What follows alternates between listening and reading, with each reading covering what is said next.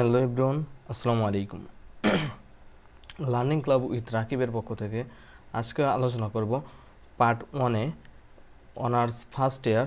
Learning club with রাকিবের পক্ষ থেকে আজকে আলোচনা করব অনার্স প্রথম বর্ষ 2024-25 সেশনে যারা ইংলিশ ডিপার্টমেন্টে ভর্তি হয়েছেন তাদের ইন্ট্রোডাকশন টু পোয়েট্রি বই হতে আমি ইতিমধ্যে দুটি কবিতা দিয়েছি। আজকে আলোচনা করব ইন্ট্রোডাকশন টু পোয়েট্রি বইয়ের যে কবিতাটি, সেই কবিতাটির নাম হচ্ছে টু হেলেন। কবিতাটির নাম কি? To Helen. এটি ইন্ট্রোডাকশন টু পোয়েট্রি বইয়ের 4 নম্বর কবিতা।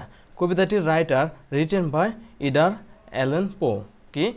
এডগর অ্যালেন পো, যেটাই বলি না কেন, এই রাইটারের নাম কি? রিটেন বাই এডগর অ্যালেন পো। তো তিনি এডগর অ্যালেন পো জন্মগ্রহণ করেছেন কত? 1809 সালে এবং তিনি মৃত্যুবরণ করেছেন 1849 খ্রিস্টাব্দে। তিনি টোটালি 47 ইয়ার্স অর্থাৎ 47 বছর বেঁচে ছিলেন। One of the most famous American writers. তিনি একজন রাইটার ছিলেন, লেখক ছিলেন, পোয়েট ছিলেন এবং কবি ছিলেন অ্যান্ড ক্রিটিক ছিলেন এবং এবং তিনি কী ছিলেন? শাসনতত্ত্ববাদও ছিলেন। যাই হোক, তো এই আপনার টু হেলেনের যে বিষয়টি নিয়ে আলোচনা করব সেই বিষয়টি হচ্ছে টু হেলেন সম্পর্কে রিটেন বাই এডগর অ্যালেন পো। তিনি একজন বিখ্যাত লেখক এবং তিনি এডগর অ্যালেন পো এর বিখ্যাত লেখা টু হেলেন। এডগর অ্যালেন পো সাধারণত ভৌতিক ও রহস্যময় সাহিত্য আলোচনা করেছেন। তিনি কি করেছেন? ভৌতিক ও রহস্যময় সাহিত্য আলোচনা করেছেন। তিনি এর জন্যই কিন্তু বিশ্ববিখ্যাত পরিচিত একজন কবি। কিন্তু এই যে টু হেলেন কবিতা, এই কবিতায় কিন্তু তিনি কি করেছেন? রোমান্টিক যুগের বা রোমান্টিক ধাঁচের সৌন্দর্যর বর্ণনা করেছেন এবং শুধু বর্ণনাই করেননি, এর বন্দনাও করেছেন। টু হেলেন লিখেছিলেন একজন বাস্তব মহিলাকে কেন্দ্র করে। এই যে আমাদের যে রাইটার আছে এডগর অ্যালেন পো, এই রাইটার কি করেছিলেন? তার স্কুল জীবনে, তিনি যখন স্কুলে পড়াশোনা করতেন তখন সেই সময় স্কুল জীবনের একজন বন্ধু ছিল, তার একজন বন্ধু ছিল এবং সেই স্কুল জীবনের বন্ধুর মা ছিলেন। তিনি পো এর প্রতি মমতা দেখিয়েছিলেন, অর্থাৎ মা যেমন তার সন্তানকেও ভালোবাসে, পো ছিল হচ্ছে অন্য একটা সন্তান, কিন্তু তার যে বন্ধু ছিল, তার বন্ধুর মা তাকে কি করেছেন? নিজের সন্তানের মতোই লালন পালন করেছেন। তিনি পোকে অনেক সুন্দরভাবে কী করেছেন? স্বচোখে দেখেছেন, তাকে স্নেহ করেছেন, ভালোবেসেছেন এবং পো কী করেছিল? তার বন্ধুর মার কাছ থেকে তার মায়ের ভালোবাসাটাই পেয়েছিল। একজন মায়ের মতো করে তিনি যখন তাকে ভালোবাসতে শুরু করলেন, অর্থাৎ কবিকে, তাকে তার জীবনের আদর্শ, এক সময় দেখা গেল কি এই পো কী করেন?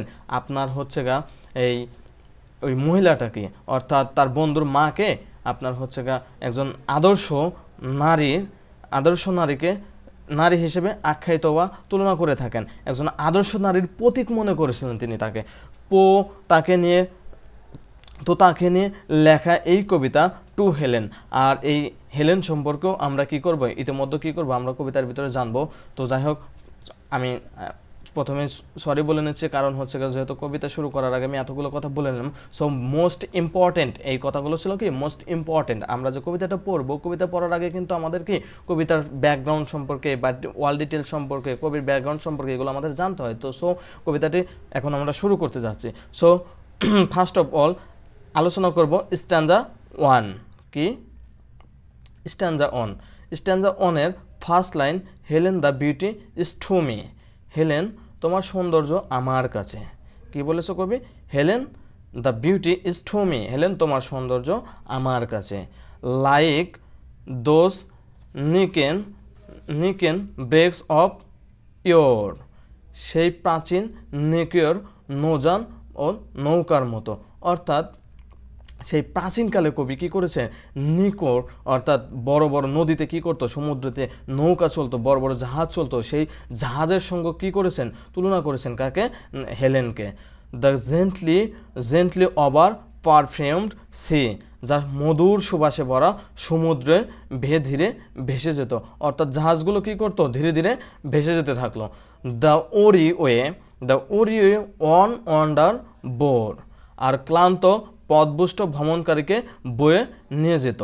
অর্থাৎ কি এই কবিতাটিতে দেখা যাচ্ছে যে এই যে আপনার সমুদ্রপথে যে সমস্ত নাবিকেরা আপনার জাহাজ চালাতে যায় এবং জাহাজে অনেক নাবিক থাকে, তাদের সাথে অনেক যাত্রীও থাকে, তাদের ভিতরে দেখা যাচ্ছে যে অনেক নাবিক কি হয়ে যায়, সমুদ্রে পড়ে যায়, অর্থাৎ তাদের ভুলবশত কারণে পড়ে যাওয়ার ফলে কি হয়, এই নাবিকগুলো আর উঠতে পারে না ওই জাহাজে।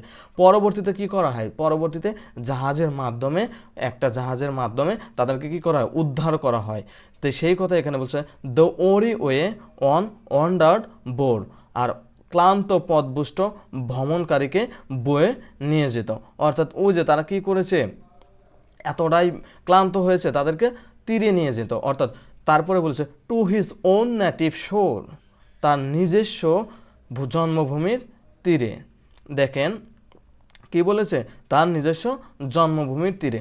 এই কবিতায় দেখা যাচ্ছে যে হেলেনের যে সৌন্দর্যের কথা তুলে ধরেছেন তিনি কবি, এই হেলেনের সৌন্দর্যের পিছনে কিন্তু একটি রহস্য আছে।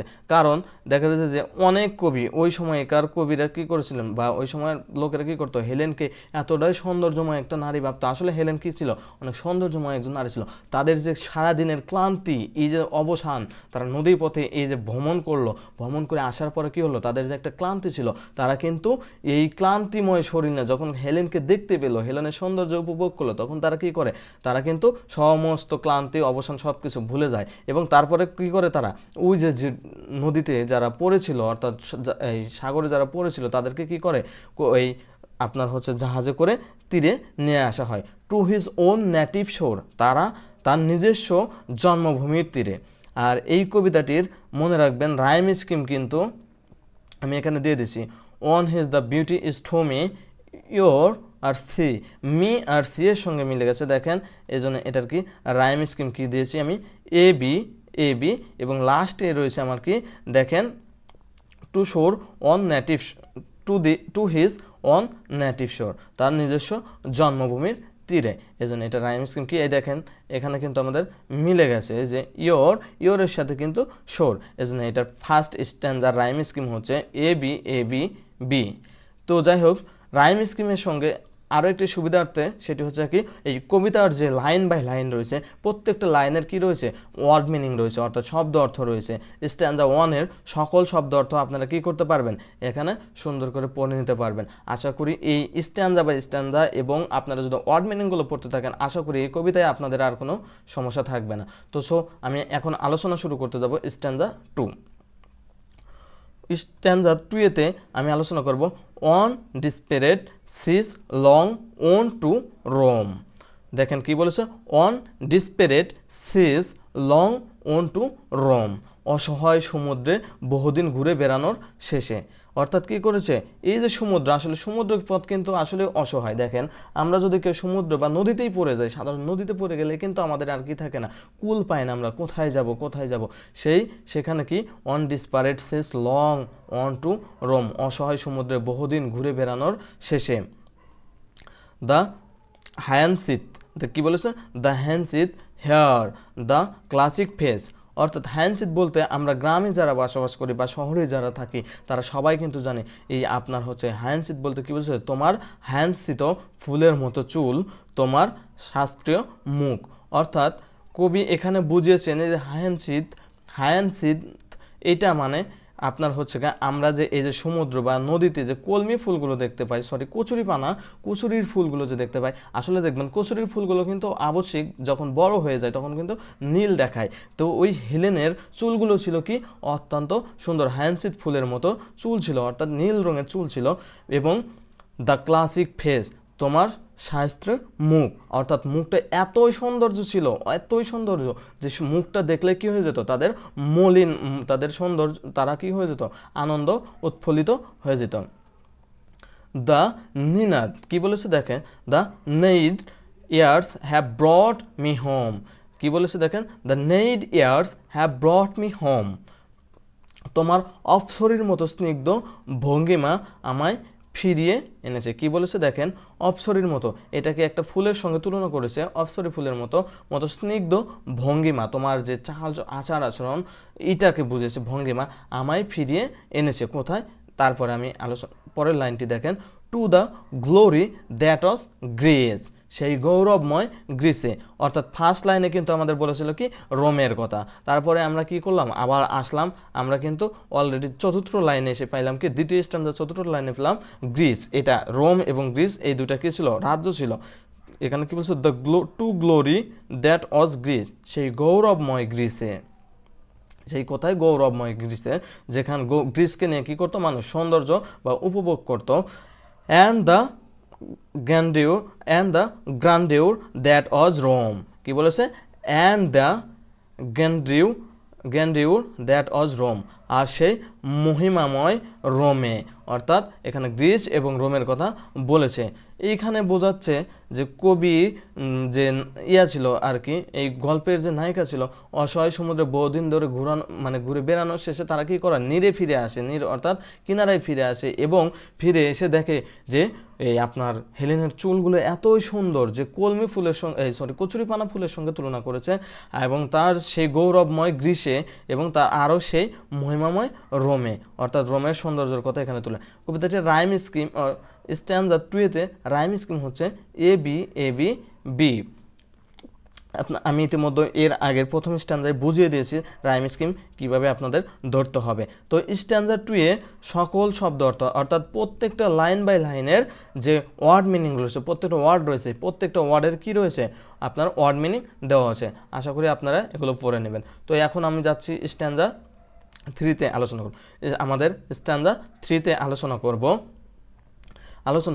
লো ইন ইয়োর ব্রিলিয়ান্ট উইন্ডো নিস, অর্থাৎ নিচি, হ্যাঁ, লো ইন ইয়োর ব্রিলিয়ান্ট উইন্ডো নিচি, দেখো ওই উজ্জ্বল জানালার কোণে। কি বলেছে দেখো ওই উজ্জ্বল জানালার কোণে, অর্থাৎ জানালাটা এতই সুন্দর যে ওই উজ্জ্বল জল করে উঠেছে। হাউ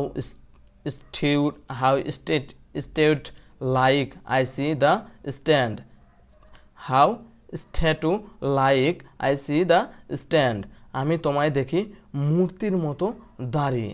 কি করেছো আমি তোমাকে দেখতে পাই কি দেখো ওই উজ্জ্বলময় জানালার কাছে, তুমি জানালার কোণে কি করে রয়েছো দাঁড়িয়ে রয়েছো, আমি তোমায় দেখি মূর্তির মতো দাঁড়িয়ে আছো তুমি। অর্থাৎ এখানে বুঝেছে গ্রিস এবং রোমে যে একটা প্রাচীন যে আপনার বড় বড় অট্টালিকা ছিল, সেখানে কিন্তু হেলেনের ছবি আঁকা ছিল, এবং হেলেনেরকে মানে উজ্জ্বল প্রদীপ নিয়ে একটা মূর্ত মানে আপনার হচ্ছে দেখা যাচ্ছে কি উনি একটা প্রদীপ নিয়ে দাঁড়িয়েছিল, অর্থাৎ তাকে দেখতে এতটাই সুন্দর ছিল, এবং জানালার কোণে, জানালার সাথে কিন্তু ওই হেলেনের ছবিটা আঁকানো ছিল। The agate lamp within the hand, তোমার হাতে আছে আগাতের প্রদীপ, অর্থাৎ আগাতের প্রদীপ অর্থাৎ জ্বলন্ত প্রদীপ। আমি একটু আগে বলেছিলাম the agate lamp within the hand, তোমার হাতে আছে আগাতের প্রদীপ, জ্বলন্ত একটা প্রদীপ। ফাইসি অর্থাৎ এ ছাইকি ফ্রম দ্য রিজনস হুইস, ছাইকি তুমি এসেছো সেই অঞ্চল থেকে। তুমি কোথায় থেকে এসেছো সেই অঞ্চল থেকে এসেছো। এখানে ছাইকিকে বুঝেছে আর হোলি ল্যান্ড, যা একেবারে পবিত্র ভূমি।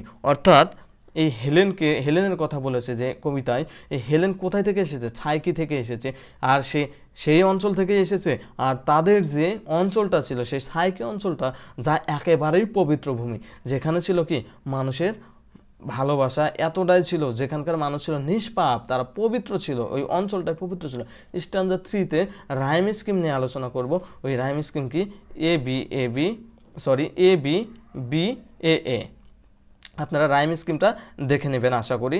তো তারপরে আমি দেখে দিচ্ছি লাস্ট স্ট্যান্জা। এই দেখেন নাইছি, তারপরে স্ট্যান্ড, তাহলে এটা কি হয় এ, তারপরে কি বি, স্ট্যান্ড কি বি, তারপরে দেখেন হচ্ছে the great lamp within the hand, তাহলে কি হবে এটা রাইম স্কিম হবে কি বি। আর এই হুইচ এটা কিন্তু এ হবে, এটাও কি হবে এ হবে। আর হোলি ল্যান্ড এটাও কি হবে এ হবে। তো যাই হোক, এভাবেই আমাদের ফুল কবিতাটি শেষ হয়ে গেল, এবং কবিতাটিতে মোট 15টি লাইন রয়েছে। কবিতায় কয়টি লাইন রয়েছে 15টি লাইন রয়েছে।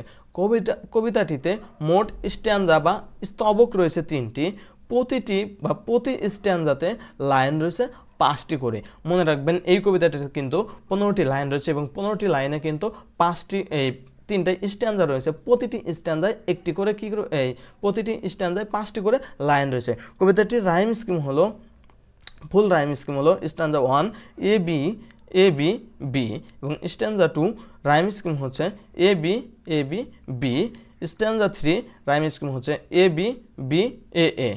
আর কবিতাটির অল এভরিথিং সমস্ত কিছু এই স্ট্যান্জা 3তে যতগুলো শব্দ অর্থ রয়েছে, অর্থাৎ লাইন বাই লাইনের যে ওয়ার্ডগুলো রয়েছে প্রত্যেকটা ওয়ার্ডের কিন্তু আমি এখানে লিখে দিয়েছি।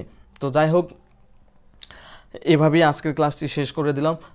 আপনাদের সকলের কাছে অনুরোধ থাকবে লার্নিং ক্লাব উইথ রাকিব এই চ্যানেলটি বেশি বেশি সাবস্ক্রাইব করবেন এবং আমার ভিডিওগুলো দেখবেন। ইনশাল্লাহ আশা করি এই ভিডিওটির অর্থাৎ আপনার হচ্ছে টু হেলেন কবিতাটির দ্বিতীয় পার্ট আপনাদের মধ্যে নিয়ে চলে আসবো এবং ওখানে আলোচনার বিষয় থাকবে rhyme scheme, tone, author's position, generic form, theme, metre, এগুলো নিয়ে আলোচনা করব।